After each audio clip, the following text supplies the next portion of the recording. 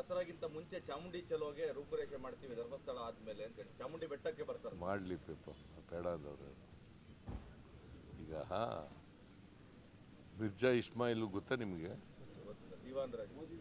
ಏನಾಗಿದ್ರು ಅವ್ರನ್ನ ಮಹಾರಾಜರು ಅಂಬಾರಿ ಮೇಲೆ ಕುಳಿಸ್ಕೊಂಡು ಮೆರವಣಿಗೆ ಮಾಡ್ತಿದ್ರು.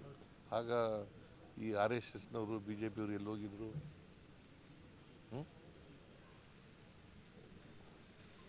ಆಯಿತಾ? ಈಗ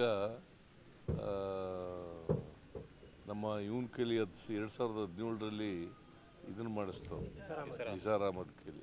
ಹಾಗೆ ಎಲ್ಲಿ ಹೋಗಿದ್ರು? ಮಾತಾಡಿದ್ರು ಸರ್, ಅವ್ರದ್ದು ಅಲಿಗೇಷನ್ ಇರೋದು ಕನ್ನಡಾಂಬೆಯ ಕುಂಕುಮದ ಬಗ್ಗೆ ಅವ್ರ ತಕರಾರು ಇರೋದು. ಕುಂಕುಮ ಅದು ಒಂದು ಬೇರೆ ಇಶ್ಯೂ. ಕುಂಕುಮ ಇದು ಮಾತಾಡಿದ್ರು ಇಲ್ಲೋ ಗೊತ್ತಿಲ್ಲ ನನಗೆ, ಮಾತಾಡಿದ್ರು ಇಲ್ಲೋ ಗೊತ್ತಿಲ್ಲ.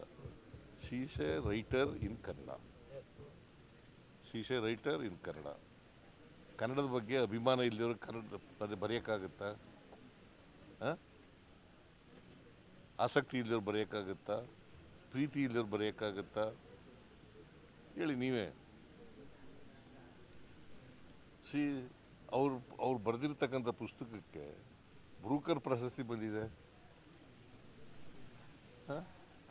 ಸರ್, ಅರ್ಶಿನ ಕುಂಕುಮ ಮತ್ತೆ ಹೂ ಬಿಡ್ಕೊಂಡು ಚಾಮುಂಡಿ ತಾಯಿಗೆ ಆತರ ಮಾಡಿದ್ರೆ ಚಕಾರ ಎಲ್ಲ ಹೇಳ್ತಾ ಇದಾರೆ ಸರ್ ಅವರು. ಅರ್ಶಿನ ಕುಂಕುಮ ಹಚ್ಕೊಂಡ್ ಬರ್ಲಿ ಸೀಸೆ ಮುಸ್ಲಿಂ ಧರ್ಮದವರು ಲೇಡಿ, ಅವಳು ಕನ್ನಡದಲ್ಲಿ ಬರೆದಿದ್ದಾರೆ. ಕುಂಕುಮ ಹಾಕೊಳ್ಳೋದು ಧರ್ಮದಲ್ಲಿ ಇದೆಯಾ?